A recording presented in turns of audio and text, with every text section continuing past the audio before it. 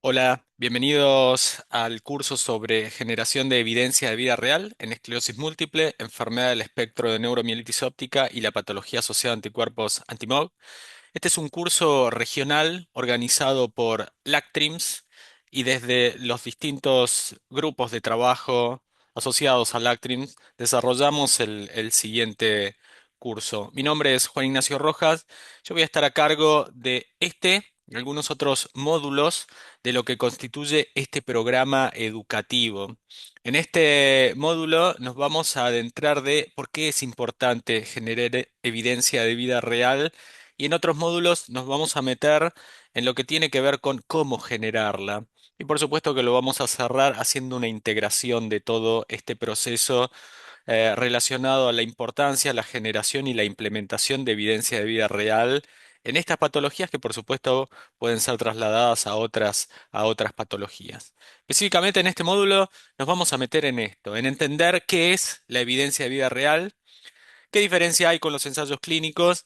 Entender la importancia. Recién mencionábamos el por qué es importante en esclerosis múltiple, en NMOSD o MOGAD, e introducir este aspecto de la relevancia que tiene con un fin. Es decir, más allá de que es muy importante generar evidencia para comunicar, para llenar gaps de información en nuestra práctica clínica, lo que tenemos que buscar con la generación de evidencia de vida real en nuestra región, en nuestro medio, es optimizar el acceso. Eso van a ver que lo voy a repetir mucho y lo voy a profundizar porque esta evidencia accionable nos tiene que llevar a mejorar el acceso a la salud de los pacientes que seguimos en el día a día. Y eso es uno de los aspectos centrales de por qué se generó este programa educativo, por qué vamos a abordar este módulo y por supuesto los otros módulos del programa. Antes de arrancar, les quiero formular esta pregunta, que es, ¿por qué seguimos tomando decisiones de acceso locales en nuestro medio con evidencia que muchas veces no reflejan nuestra realidad? Si lo piensan 2 segundos, esto es lo que hacemos todo el tiempo. Es decir, tomamos decisiones en la gran mayoría de las veces con evidencia que o no es de nuestra región, o no aplica a nuestros pacientes, o está tomada de otros lados. Es decir, hay una distancia no solo geográfica en la evidencia que muchas veces utilizamos para tomar decisiones desde el consultorio. Esto es lo que denominamos la paradoja de la evidencia en enfermedades poco frecuentes, enfermedades que necesitan más evidencia para tomar decisiones. ¿Cómo se debiera comportar en situaciones en donde tenemos poca evidencia, que tenemos que tomar decisiones por la complejidad de la enfermedad, ya sea de individualizar tratamientos, intentar entender cómo va a ser el pronóstico de ese paciente? Necesitamos más evidencia. Es decir, a medida que se complejiza la decisión, necesitamos más evidencia que represente esa situación para poder tomar una decisión basada en la evidencia que necesitamos. Pero lo que pasa muchas veces en estas patologías poco frecuentes es que se genera poca evidencia y apoyamos nuestras decisiones en la poca evidencia o la ninguna evidencia que tenemos localmente o eventualmente la evidencia que no aplica a la región, a nuestro contexto. Es decir, es una paradoja. A medida que necesitamos más y se debiera generar más evidencia, no la tenemos, tenemos menos. Se va dando esta situación. Más complejidad de las decisiones, menos evidencia tenemos para tomar esas decisiones. ¿A qué nos lleva esto? El no tener evidencia para tomar determinadas decisiones en nuestro ámbito de salud. Por supuesto, a la variabilidad de las decisiones. En algunos lugares se toma una decisión, en otros lugares se toman otras decisiones, pero en definitiva, las situaciones clínicas, los pacientes son los mismos. Es decir, la condición por la cual tenemos que tomar la decisión es la misma. Esa variabilidad impacta en el paciente, impacta en el sistema de salud. Hay retrasos en el diagnóstico, no hay awareness de la patología en los pacientes, no hay awareness en los colegas, entonces se empiezan a retrasar diagnósticos, tratamientos y por supuesto quien termina pagando el impacto principalmente es el paciente. Hay una dependencia, tenemos que salir a buscar evidencia afuera para tomar decisiones al no tener evidencia y muchas veces esa evidencia no es representativa ni aplica a nuestro contexto. Y esto lleva indudablemente hay inequidades en el acceso entre los pacientes, entre las regiones, entre las ciudades, entre nuestros países, que por supuesto tendríamos que limitarlo para optimizar el uso de recursos en estas indicaciones y por supuesto mejorar con lo que tenemos la salud de los pacientes. Esto es algo que lo discutimos todo el tiempo. Si no tenemos evidencia local, si no podemos tomar decisiones con la evidencia que necesitamos para nuestros pacientes, la decisión va a terminar siendo tomada con evidencia que no aplica eventualmente o tomada por personas que no estén tan involucradas con los pacientes, con el cuidado de los pacientes. Y eso, en definitiva, es un problema. ¿Qué es la real world evidence o la evidencia del mundo real? Son todos los datos que después convertimos en evidencia obtenidos por fuera de los ensayos clínicos. Esa es una definición estandarizada. Después vamos a ver de dónde obtenemos esos datos para generar la evidencia, pero por ahí el concepto práctico para comprenderlo es la evidencia que se genera de nuestro entorno real, de nuestros pacientes reales, de esos pacientes que acceden, que no acceden, que tienen cobertura, que dejan de tenerla, que vienen, que no vienen a control. Esa información es la que obtenemos de esta generación de evidencia de vida real y que en definitiva después nos permite tomar decisiones sobre esos pacientes, el que vemos día a día en el consultorio y que de vuelta muchas veces difiere de ese paciente hipercontrolado de los ensayos clínicos, hiperseleccionado, sin comorbilidades, que no va a tener dificultades del acceso, que va a recibir la intervención, el control o lo que fuere y que no es lo que pasa en nuestro medio. Por eso es tan importante la evidencia de vida real. ¿Qué no es? Esto también es importante tenerlo en claro. No son datos aislados. Es decir, no es recolectar un dato y ese dato es igual a evidencia. No todo dato de vida real es evidencia. Por eso la importancia de tener en claro y tener un objetivo para la generación de evidencia de vida real y por supuesto el metaobjetivo que es el de mejorar el acceso. Está el concepto de que es evidencia de baja calidad. Eso no es así. Lo vamos a discutir un poco más adelante, pero vamos a ver que si hacemos las cosas bien, la evidencia que obtenemos de nuestro día a día que nos va a permitir tomar decisiones puede ser de muy buena calidad. Por supuesto que no se habla de reemplazar, no es o ensayos clínicos o estudios para generar evidencia de vida real, se complementan. Pues vamos a ver un poco más de detalle esto. Y el aspecto de lo metodológico, esto no es salir a recolectar datos, cualquier dato va a ser igual a evidencia. Tiene una metodología atrás de la generación de evidencia de vida real que en la medida de que la sigamos, la respetemos y la profundicemos, vamos a tener cada vez más evidencia de mayor calidad y esa calidad nos va a permitir tomar mejores decisiones. Esto es a modo gráfico de las diferencias entre ensayos clínicos y la generación de evidencia de vida real por los distintos diseños que después vamos a ver, los dos o tres más utilizados en diseños de generación de evidencia de vida real. El ensayo clínico es una situación muy controlada. Los pacientes son bien seleccionados, hiperseleccionados, en base a criterios de edad, de presencia, ausencia de comorbilidades, la intervención que van a recibir, la van a recibir, cómo van a ser seguidos. O sea, son situaciones que nos permiten entender si algo funciona. Por eso se necesita tanto control en el diseño de los ensayos clínicos controlados.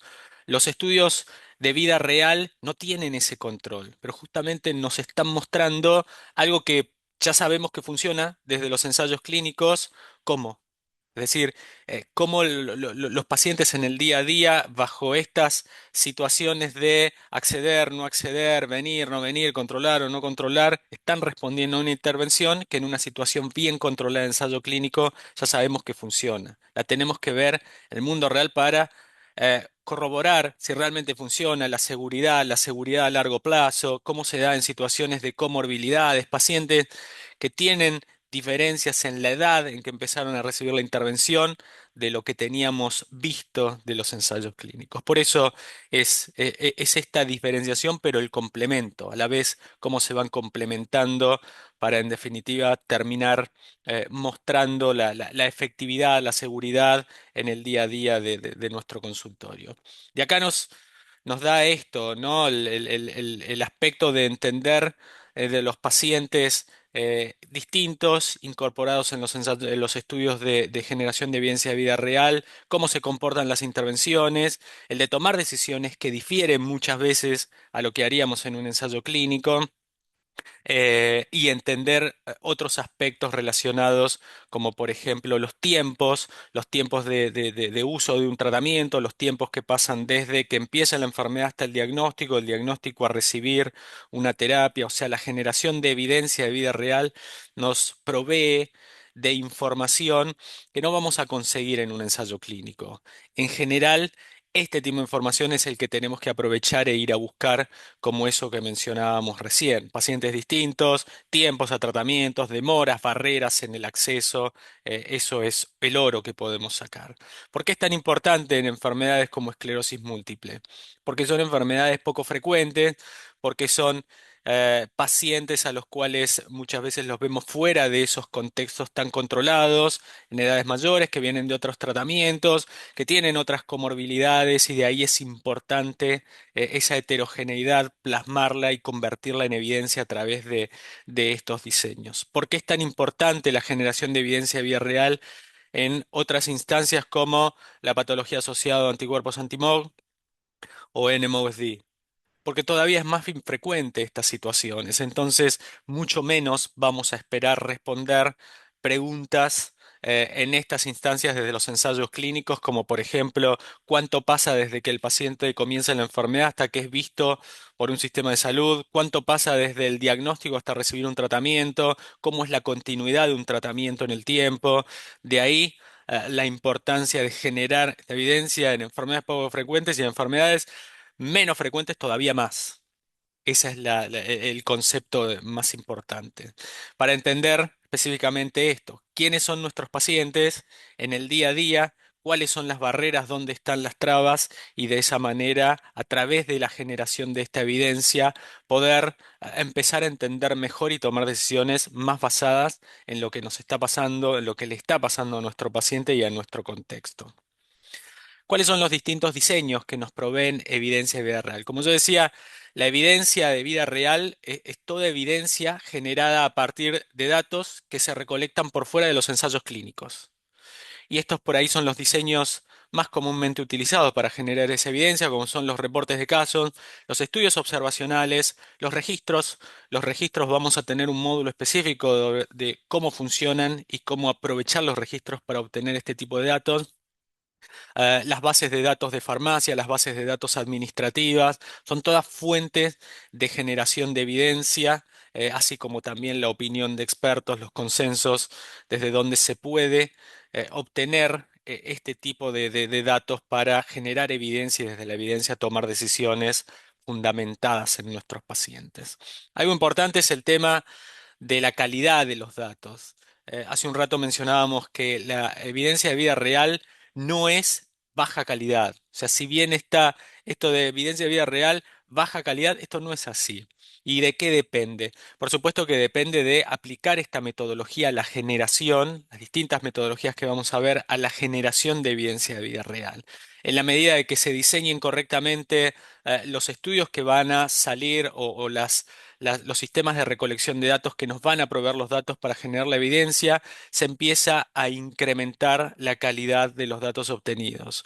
Las variables van a buscar lo que queremos buscar y de la manera que las queremos buscar, ya sea barreras en el acceso, tiempos, demoras, continuidad de tratamiento, en la medida de que se mejora los aspectos de recolección de los datos en el diseño de las variables, junto con diseños apropiados, se va mejorando la calidad de la evidencia generada a través de estos diseños. Y por supuesto, desde un análisis correcto de esta evidencia que contemple los sesgos, donde puede llegar a haber determinadas situaciones en donde atenten contra la calidad de los datos y que sean corregidas, se va incrementando, se va elevando la pirámide de la calidad de la evidencia. Un diseño apropiado, recolección apropiada de las variables, yendo a buscar las variables que impacten, esto también lo vamos a discutir, y un análisis correcto incrementa la calidad de los datos obtenidos de estos diseños de generación de evidencia de vida real para su posterior implementación. La implementación es tomar decisiones basadas en esta evidencia. ¿Cuál es el impacto? ¿Dónde más se utiliza la generación de esta evidencia? Como recién mencionábamos, está el aspecto intuitivo que sale, es el de evaluar la efectividad, cómo funcionan los tratamientos fuera de los ensayos clínicos a largo plazo, a mediano o largo plazo, en poblaciones que por ahí no fue la que entró a los ensayos clínicos, en la seguridad, es decir, cómo es la seguridad a mediano o largo plazo, o en pacientes que por supuesto no entraron a ensayos clínicos. Eso intuitivamente es lo que surge de dónde se aplica la generación de evidencia de vida real. Pero acá es donde voy a hacer un punto central o un highlight en pensar la evidencia de vida real para identificar barreras, trabas en el acceso de los pacientes, tiempos, demoras al diagnóstico, demora a los tratamientos, continuidades. Identificar necesidades insatisfechas de nuestra población, intolerancia, aspectos sociales de un tratamiento que muchas veces no son contemplados en los ensayos clínicos y por supuesto proveer esta evidencia para tomar decisiones o que complementen los datos que se utilizan en consensos de aplicación local y regional. Esto por ahí son aspectos centrales de para qué sirve la evidencia o cómo la utilizamos, más allá de lo que siempre surge, que es efectividad y seguridad.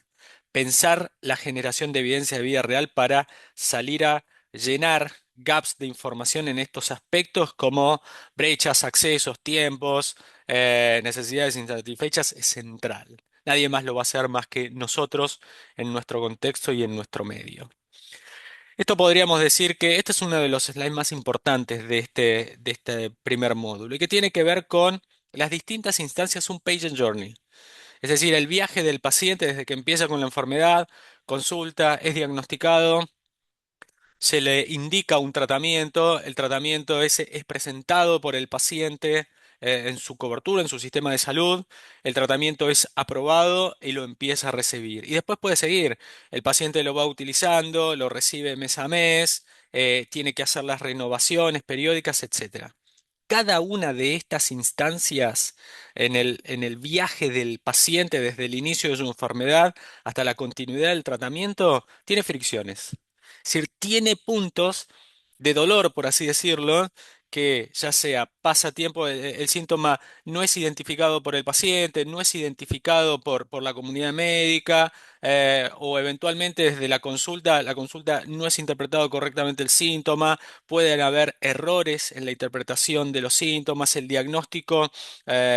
Se cometen errores o no se puede acceder a los estudios complementarios, lo que fuere, cada uno de estos puntos tiene fricciones y para entender dónde podemos mejorar el acceso de los pacientes, entender cada uno de estos puntos, mapear cada uno de estos puntos a través de la generación de evidencia en cada una de estas instancias, nos permite actuar mejor, individualizar dónde tenemos que crear programas educativos, dónde tenemos que crear awareness en la comunidad médica o en la comunidad de pacientes para que se consulte más rápido, dónde están las trabas desde la indicación hasta la aprobación para eventualmente o educar o intentar modificarlas para que en definitiva todo esto fluya de otra manera.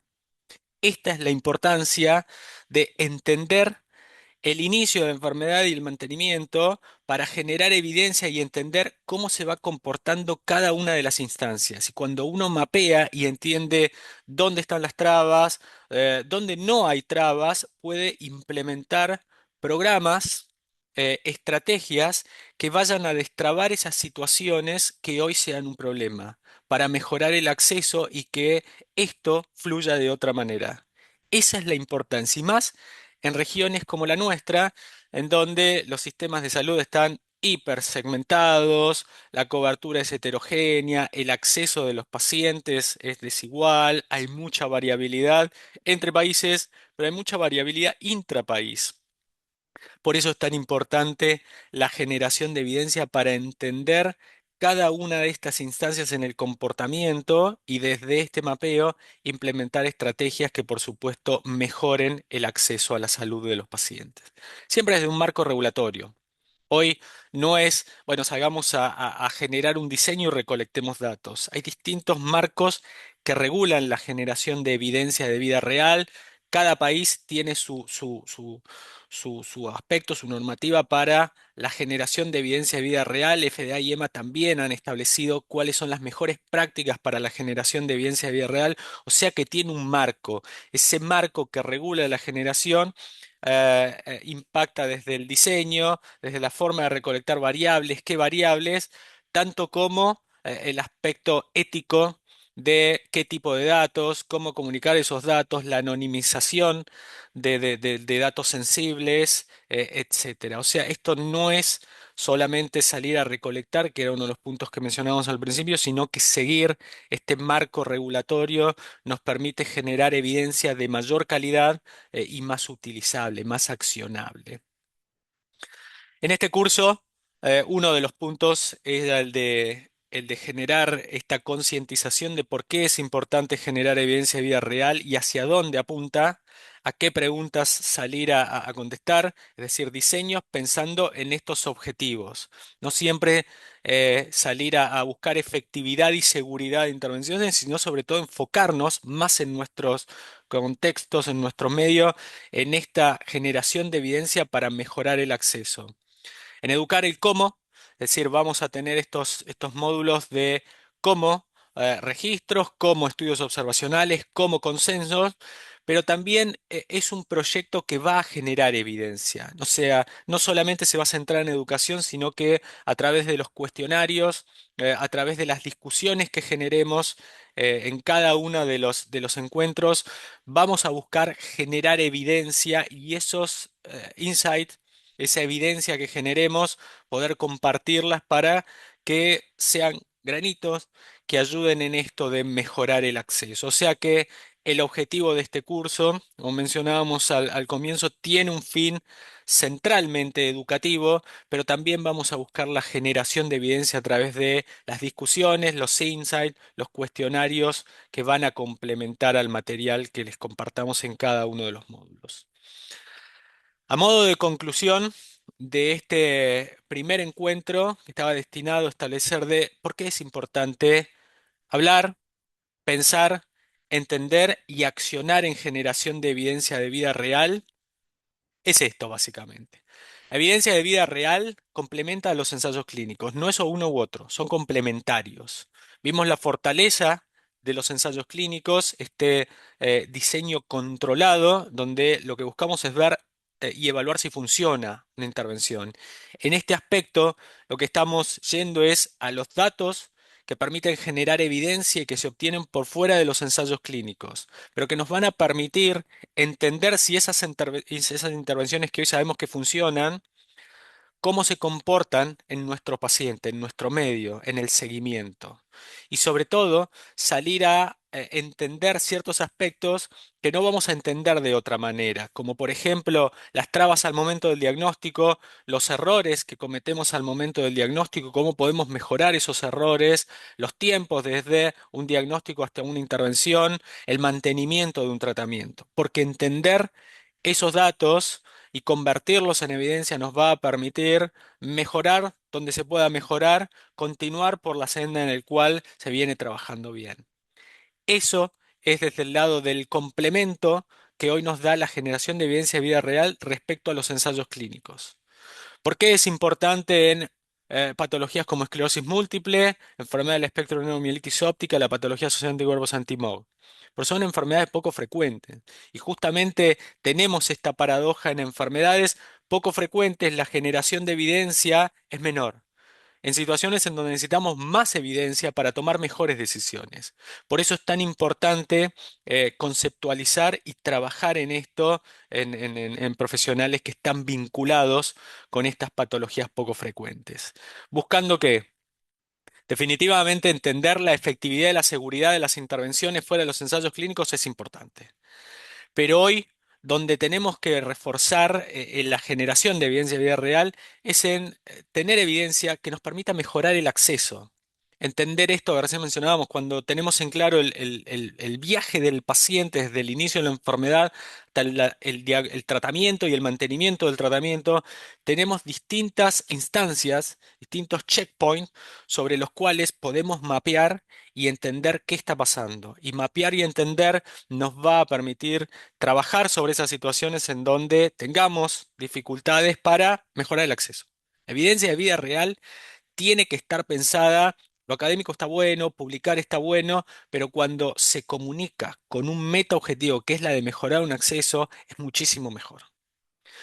No es solamente recolectar datos y comunicar, sino que es tener este marco metodológico, marco regulatorio metodológico. Desde lo metodológico entender los diseños, qué variables, cómo vamos a analizar esas variables, cómo vamos a resolver situaciones de missing data, datos perdidos, e intentar que eso sea lo menos posible porque la calidad de los datos va a estar también vinculada con el diseño que establezcamos, cómo vamos a salir a recolectar las variables y, por supuesto, cómo vamos a analizar esas variables recolectadas. Esas tres cosas, el análisis, la recolección y el diseño, en la medida que mejor lo hagamos, mejor lo entendamos y mejor lo hagamos, más calidad vamos a tener los datos y a mejor calidad, mejores decisiones que van a impactar en los pacientes. Y el aspecto de que es una responsabilidad regional. Si no lo hacemos nosotros, no lo va a hacer nadie. Si no lo hace cada uno en su lugar, en su centro, colaborativamente o individualmente, no vamos a tener respuestas de estos aspectos de los ensayos clínicos. Es muy poco probable, casi imposible pensar que vamos a obtener de un ensayo clínico información respecto a la demora que tiene un paciente desde que es diagnosticado hasta que recibe un tratamiento. ¿Por qué tiene esa demora y dónde podemos actuar para mejorar esa demora? Por eso es una responsabilidad, es un compromiso, porque si no lo hacemos nosotros, no lo va a hacer nadie. Para terminar, esto lo dije al comienzo, la evidencia que no generamos la decide otro. Es decir, cuando tenemos que tomar decisiones, esas decisiones las apoyamos en evidencia. Muchas veces esa evidencia la tomamos de lugares y contextos muy disímiles a los que nosotros nos desenvolvemos, a los que el paciente que seguimos está. Por eso es que se toman muchas veces decisiones basadas en evidencia que no aplica para nuestro contexto.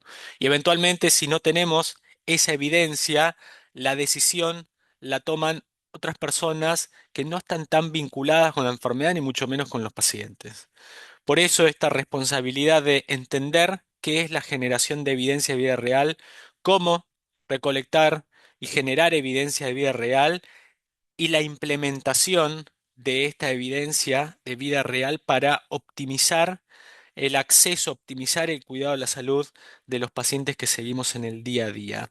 Definitivamente es una herramienta para mejorar el acceso y mejorar el acceso es reducir inequidades en nuestros países, en nuestra región.